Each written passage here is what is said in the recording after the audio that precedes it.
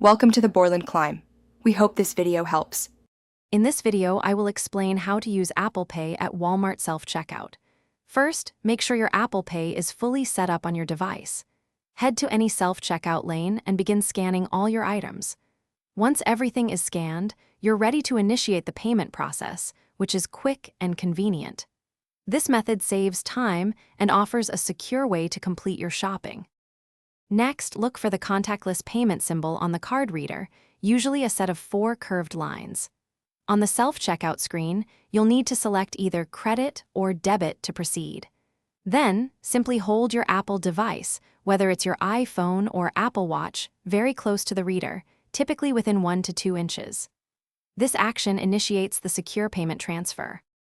To confirm your purchase, you'll need to authenticate the payment on your Apple device. This is done using Face ID, Touch ID, or by entering your passcode, depending on your device settings.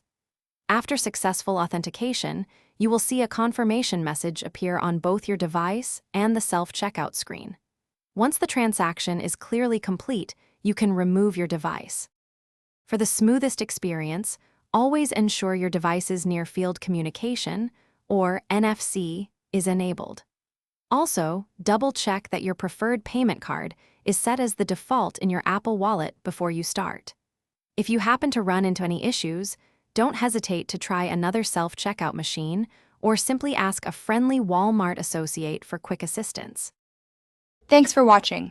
Consider subscribing if we helped you.